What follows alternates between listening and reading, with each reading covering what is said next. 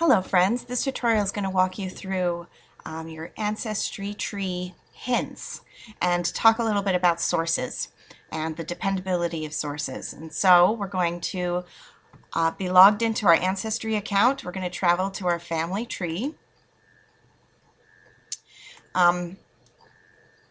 If you haven't already built your tree, you may want to stop and go back to the other tutorial that walks you through the steps of auto-populating your ancestry tree from family search. If you so wish, you can slurp 4 generations from family search into ancestry to start your tree.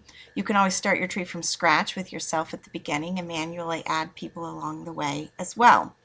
Obviously, I have a populated tree here. I want to talk a little bit about some of your tree settings first. So over here at Tree Pages, we're going to click and go to Tree Settings.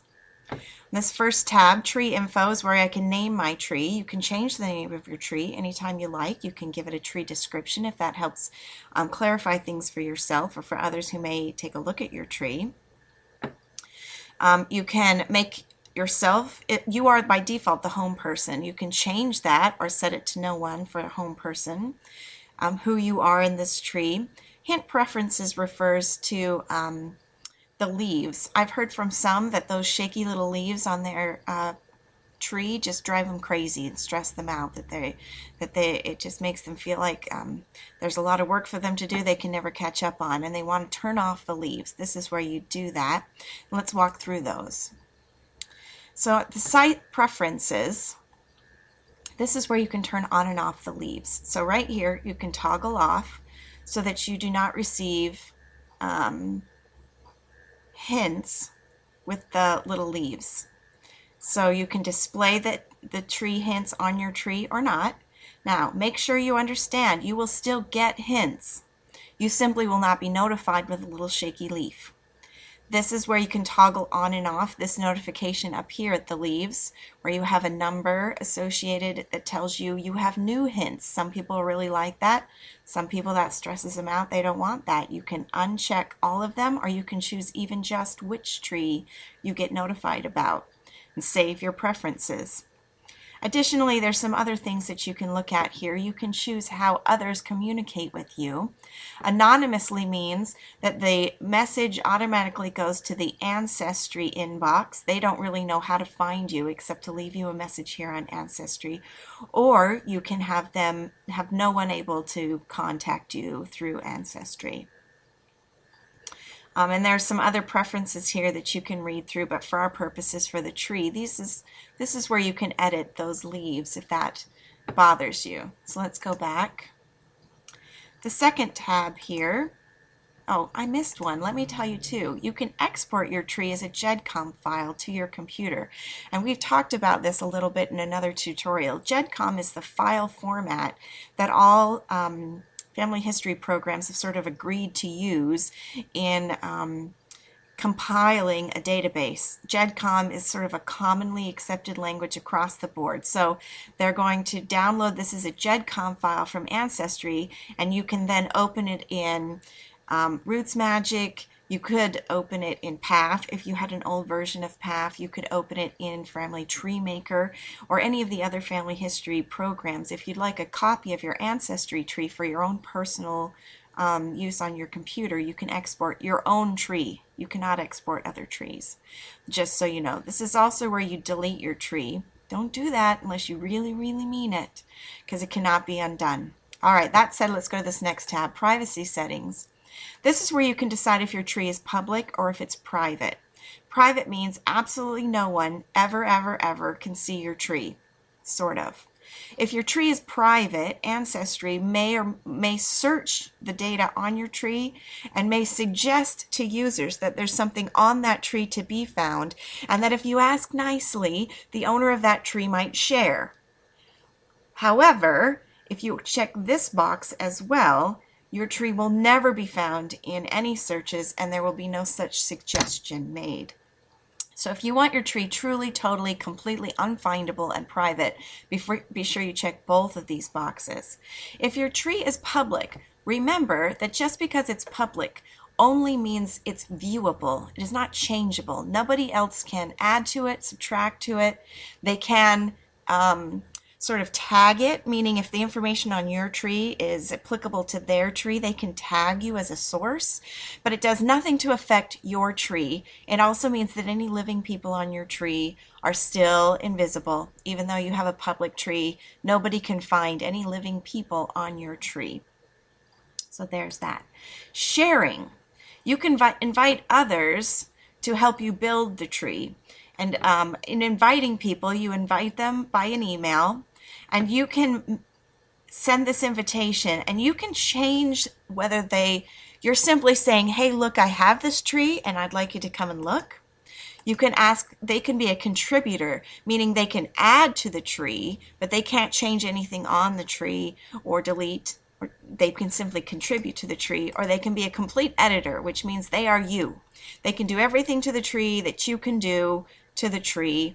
And so this is where you would invite people by email, or if you know their username on Ancestry, to be a collaborator to your tree. Do this very carefully. Do this very, very carefully. It's just as easy if you're simply trying to show someone your tree to have them search for an ancestor and it'll show up on your tree and poof, they can swim around your tree. You don't necessarily have to make them a contributor or an editor in order to do that. So this is where you would do that. However, if your brother and you are both working on the same line and you'd like him to be able to add or subtract to the tree just as you would, and you both are going to collaborate, then I would make him an editor of the tree, and then they become you. So understand that any changes to the tree, you can make them or they can make them. I tend to keep control of my tree pretty close to my vest. I don't really like to allow others to mess with my tree. I'd rather go and look at their tree. I'm happy to share my tree in a GEDCOM file if that's helpful to them. But I like to sort of keep control of this tree, particularly with my experience in the family search tree and all the very helpful people who have edited that tree. I want to edit my own tree here on Ancestry. But if you'd like to invite someone, here's how you do that in sharing. All right, so there's some of your settings here. You can view it as a pedigree chart. You can view it as a family. This literally shows every single person, child, spouses connected with lines. To me, this is a very difficult and sort of mind-numbing way to look at it. I tend to prefer the, come on, oh dear. I tend to prefer the pedigree version. Note that you can zoom in, zoom out. So if you prefer that, I'm already at my home page, but this would jump me back. If I was navigating through the tree, up here would move a person. My name would be here to jump back to the beginning of the tree if that's what I'd like to do. Obviously, these little triangles are going to extend the tree in that particular line and add more. But for now, let's focus on those leaves. Those little shaky leaves indicate that there's a hint. A hint is a beautiful thing. It means Ancestry has been working on your behalf while you sleep to find documents it believes applies to that ancestor, and it puts them in a hints folder for you and allows you to review them and decide if yes, they do apply. If they don't, you can just ignore them and they come off of your list. So let's walk through some of these and see. Let's go here, just so you can see what the hints look like. I'm at an individual page. Here's where I go and look at the hints. And the hints show up as a big, long list of possible things with varying degrees of actual applicability. They may be actually my person, they may be not. As I go through these trees, I can review them, accept them, or I can ignore them. I have 8 unreviewed hints for this person. I have accepted 2 hints and I've ignored no hints. Understand that if as I go through this process, I decide to ignore a hint, it doesn't really go away forever. It sits here in the ignored pile. So if along the way I go, oh gosh, that guy really was mine, I can go back to the ignored hints, review it again, accept it, and it's not really ever gone. My accepted hints move to this folder so I don't have to keep looking through them over and over. So there's all kinds of things, and we're going to go through all the different sources that it could possibly be. The number one hint I want to talk about as we look at sources and as we look at hints is when you're taken to a hint, this is what it's going to look like. It's going to take you to a page, hopefully with a picture of the original document and an indexed version of the information from that document. Always, always, always, always, and if I could say always 12 more times, always look at the original document. And we're going to go through some examples so that you can understand why. So this is Myrtle Viola Crayford's marriage record. So let's view that. There is all kinds of information on this record, and we click and drag to navigate around. Here's the main information: our bridegroom, our bride, residence, place of birth, bachelor, spinster, occupation, religious, name of father and maiden name of mother, super helpful and nice to have so happily put here, and the intended place of the marriage. Now, if we look back at what's indexed, that's primarily what's indexed. They do the math to guess the age, unless it's declared straight up on the paper. Oh, it looks like that was declared at 22, so they did the math and decided that the birth date was about 1897. Father and mother's name, spouse's name, the same. But let's look again at that document. There's a lot more information here that wasn't indexed. For example, witnesses, which are often family members. From this particular document, I noted that Leslie Muddle was a witness in this wedding. Further, in my research, as I was looking for a census record, I was trying to find Myrtle, and it was there was a census record, but I wasn't sure it was their family. There were names that did line up, but some dates were a little off. However, Leslie Muddle lived with them. And for me, that cleared it up. I was clearly looking at the right family because Leslie Muddle was associated with them, and all the enough other facts lined up. Had I not read this, had I not noted witnesses, had I not looked, you can look at other information. If you can't read information here, often it's rewritten over here. So don't discount looking around at the other information on a document more than is what is indexed. Also note that these indexed information is often incorrectly done. People are human. They read it differently. They see a 7 as a 4, a 4 as a 7. It happens. It happens to all of us. So I want you to always look at the original document. Note for yourself the facts on a scratch piece of paper. Then compare them here to what's indexed before you slurp this to your tree and count this indexed information as fact. Because there's often more information. There's often incorrectly indexed information. If any of this indexed information is incorrect, please take a moment to view and add alternate information, as someone has done here. Now they've added the W. I think that if we look at this original document, it's actually written Crayford, not with a W. This family flips back and forth with a W without a W. I would strongly urge you not to add alternate information that is simply from another source. Only add alternate information if it's actually incorrectly drawn from this source. So this person wanted to be helpful, wanted to say, look, if you're looking for Crawford, this is probably her as well. However, in my humble opinion, it's not helpful because I'm looking for what's actually on this document. And these other things are going to clarify that for me. If something is incorrectly indexed, then come here, add the alternate information so that you can change and make sure that the correct things are here. You can choose all of these different things. If something's been done wrong, you can walk through the steps to submit the alternate. Someone from Ancestry reviews that submission. You'll get an email saying we reviewed that. Thank you for your information. It's now been added to the record. So note that the incorrect version and your corrected version, as you see here, will both be there. So that way everybody's happy, I guess. Nothing's really truly deleted, as tends to be the situation. So lesson number 1, always, always, always look at the original document, write down everything, and see what you never know how much of that will be helpful later. Let's look at another example. This is Freeman Wilkie's birth record. So let's look at that original document.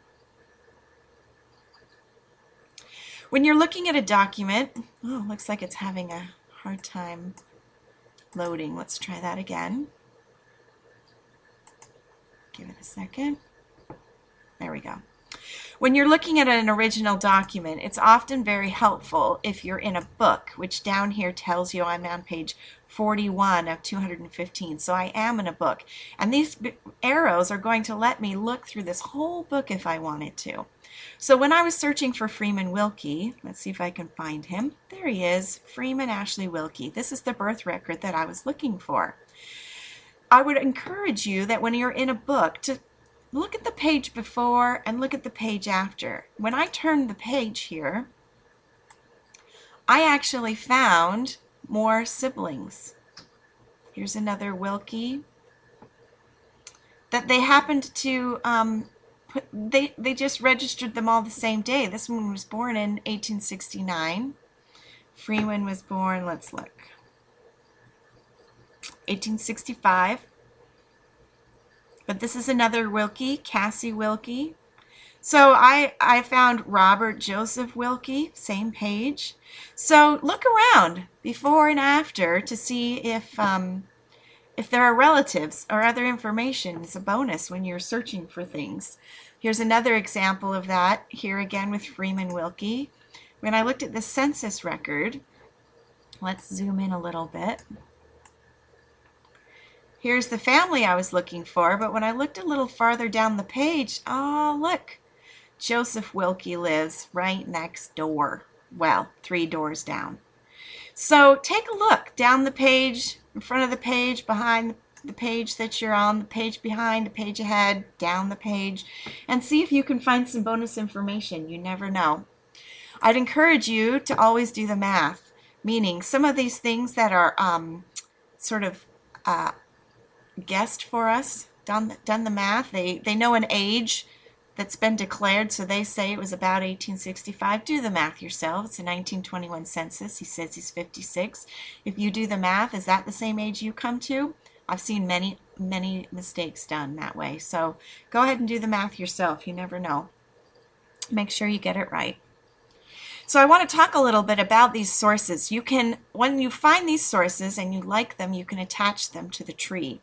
So down here, there's a save button.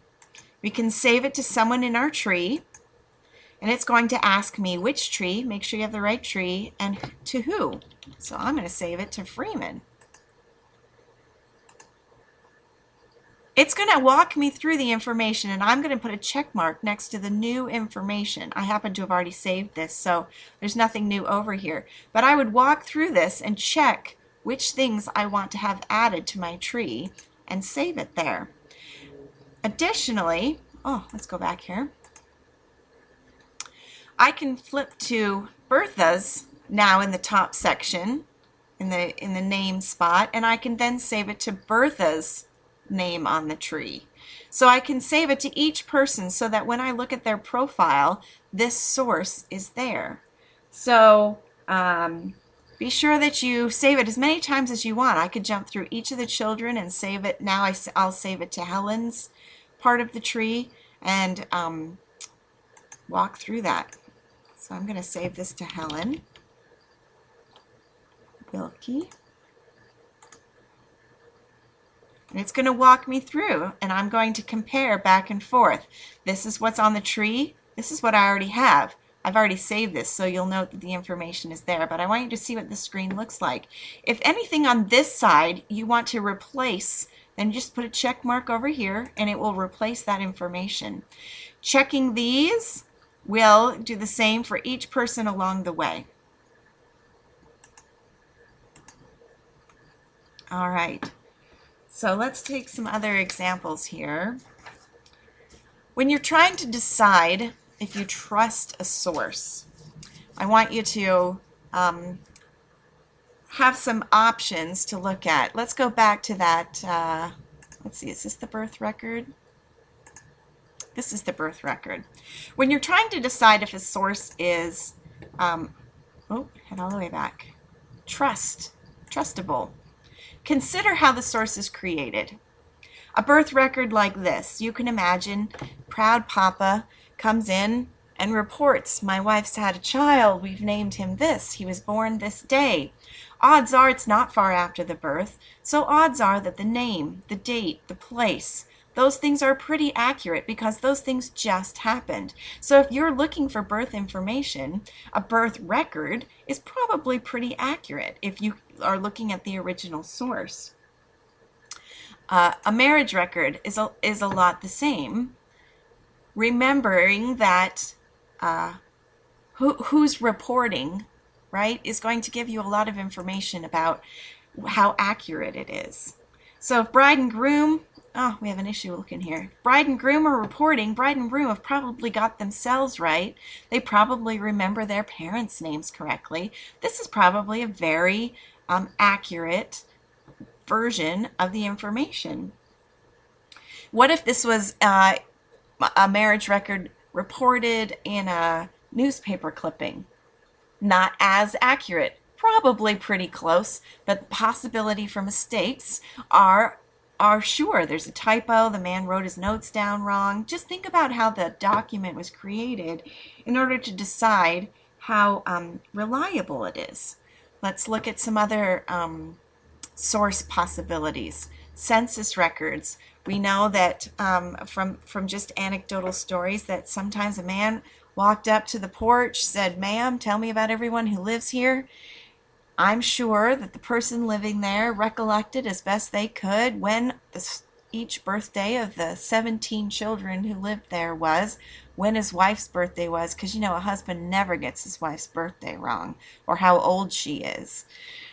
So take into account that some of these have to be taken with a grain of salt. It's probably pretty close. Relationships, sure, straight on. If someone says he's my son, if someone says she's my wife, that's pretty darn close. But also note that the man standing on the porch at any time can record it incorrectly, can hear things. I've seen days and bays be mixed up because, if you say bay fast, it could have been a day. And they write down day, and suddenly that's their name on the census record. So take it with a grain of salt when you're looking at a census record. It's a great source of information, but if it begins to contradict other sources, then don't be too surprised, and be sure that you check which source you believe most. If you're arguing between the birth record and a census record for which birthday's correct, I'd go with the birth record.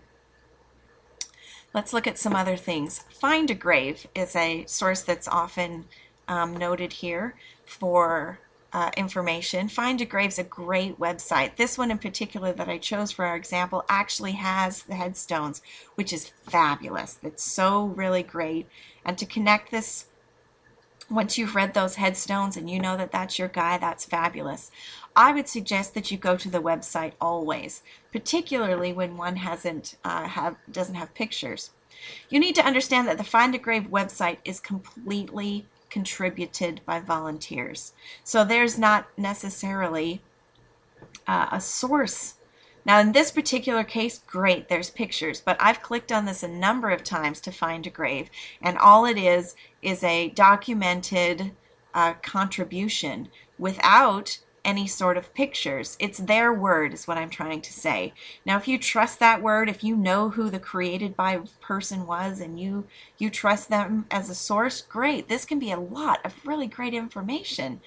But note that this is only as accurate as the contributor was, that there aren't often sources connected to this. And so I tend to sort of squeak a little when I find a grave, because it's got pictures of headstones, fantabulous, but if it doesn't, it's really only as good as the word of the person who contributed. So keeping that in mind, what's this a source of?